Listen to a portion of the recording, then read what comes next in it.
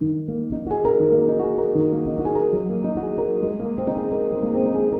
a small village in Japan, where rice fields stretched like patches of woven gold, there lived a boy named Akihiro. Unlike other children who helped in the fields, Akihiro was drawn to the art of painting. With each stroke of his brush, he brought to life the creatures of his imagination, but above all, he loved to draw cats. His cats leaped across paper, their eyes gleaming with lifelike mischief. The villagers marveled at Akihiro's talent, though they often whispered that such obsession was not the work of a future farmer or samurai. Akihiro's parents, humble rice farmers, worried about their son. "The world has little use for an artist," his father lamented, "especially one so fixated on a single subject." But Akihiro couldn't be swayed. His heart belonged to his art. One day, a traveling monk visited the village. Observing Akihiro's passion and talent, he offered the boy a place in the temple. "Perhaps there, among the scrolls and the quiet, you will find your path," the monk suggested. Akihiro's parents, hoping for a brighter future for their son, tearfully bade him farewell.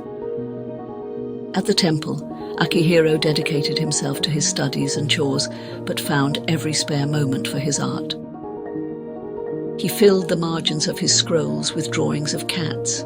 However, the head priest soon grew tired of Akihiro's singular focus. "The world is vast and complex, yet you narrow your sight to cats," he scolded. "Seek the broader truth or leave this place." Feeling misunderstood, Akihiro left the temple. He wandered, heart heavy with a sense of failure, until he reached a small, abandoned temple on the outskirts of a village plagued by a monstrous goblin rat. Villagers spoke of its glowing eyes and how it devoured anything in its path.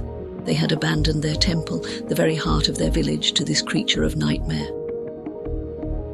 With nowhere else to go, Akihiro took shelter in the desolate temple. He noticed its walls were bare and felt a compulsion to fill them with his art. Working through the night, Akihiro covered the walls with paintings of cats. Cats of every shape and size filled the temple, their eyes wide and watchful. Exhausted, Akihiro fell asleep beneath his army of painted felines. In the deepest hour of the night, the monstrous goblin rat crept into the temple, drawn by the scent of the human intruder. It hissed in delight at the sight of the sleeping boy, unaware of the eyes that watched from the walls. As the creature advanced, Akihiro's cats sprang to life. They leapt from the walls, a spectral army defending their creator. The battle was fierce and swift. Akihiro awoke to the morning light streaming through the temple windows and found the goblin rat defeated, its form dissolving like mist at dawn. Word of the miracle spread, and villagers ventured to see the spectacle.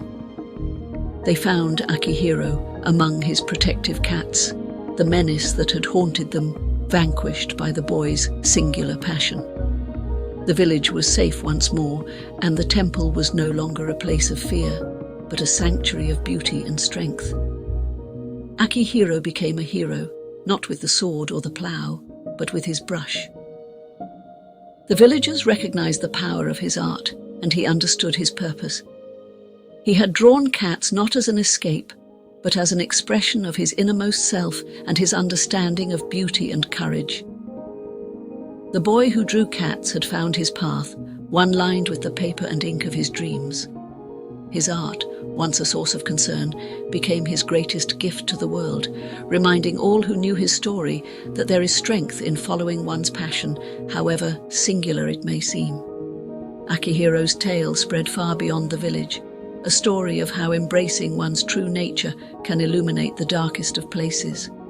The moral of his journey was clear. In the pursuit of one's passion lies the power to transform not only oneself, but the world around them.